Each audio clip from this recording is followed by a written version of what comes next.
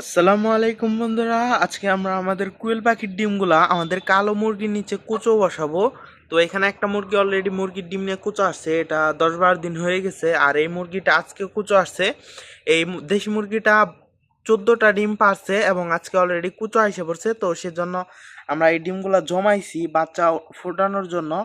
তো ডিমগুলা ফ্রিজে যেহেতু ছিল সেহেতু আমরা ডিমগুলা 2 ঘন্টা আগে বাইর করে রাখছি এবং ডিমগুলার শরীরের এই যে পানি এভাবে কাপড় দিয়ে মুছে রাখছি এবং ডিমগুলো আমরা এখন বসায় দেব।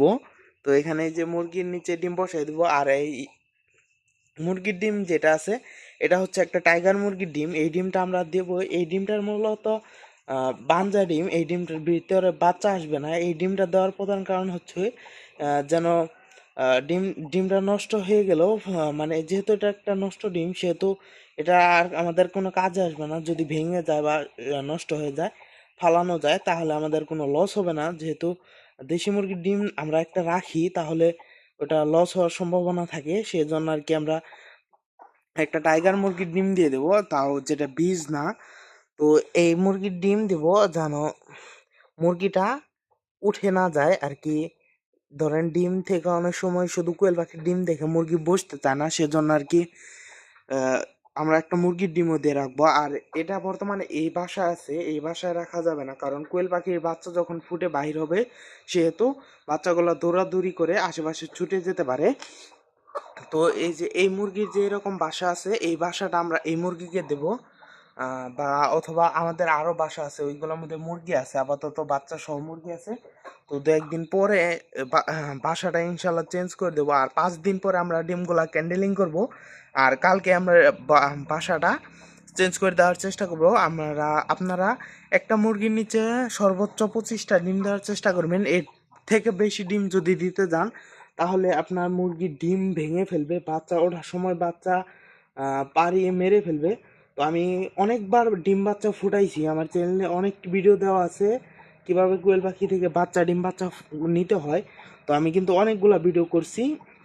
তো আমি সবসময় দেখছি যে 20টা যখন ডিম বসানো হয়েছে, 20-25টা, তখন খুব ভালো বাচ্চা পাওয়া গেছে আর বাচ্চাও মারা যায় না।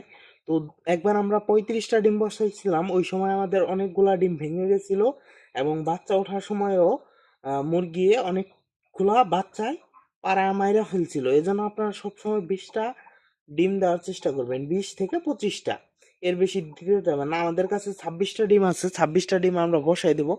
আর 2-1 দিন পরে আমরা আমাদের ক্যান্ডেলিং করে আর ডিম অবশ্য কমাই দিব, যেগুলা ভ্রূণ আসবে না সেগুলা, সেই ডিমগুলো আমরা আর মুরগির নিচে রাখবো না। তো ডিম বসানোর পরে আপনাদেরকে দেখাচ্ছি। আমাদের কাছে ডিম না থাকার কারণে এগুলাই বসাইলাম। যেহেতু আমাদের মুরগিটা আরও বাচ্চা ফুটাইছে, আমরা 30টা না দেওয়াই ভালো। তো 26টা বসাই দিছি। 2-1 দিন পর যেহেতু ক্যান্ডেলিং করে আমরা অতিরিক্ত ডিমগুলো ফালাই দেবো, চাইলে আমরা আরও বেশি দিতে পারতাম। এবং একটা ডিম ছিল এই মুরগির নিচে, এটা নিয়ে আমরা আমাদের ইনকিউবেটর মেশিনে দেবো এবং ইনকিউবেটরের যে মুরগির ডিমগুলো আমরা বসাইছি ওইগুলা ক্যান্ডেলিংয়ের ভিডিও খুব শীঘ্রই চলে আসবে। তো এখানে মুরগিটাকে এখন আমরা বসাই দেবো। তো এই যে ডিম বসাইলাম 26টা, দেখা যাক কি হয়।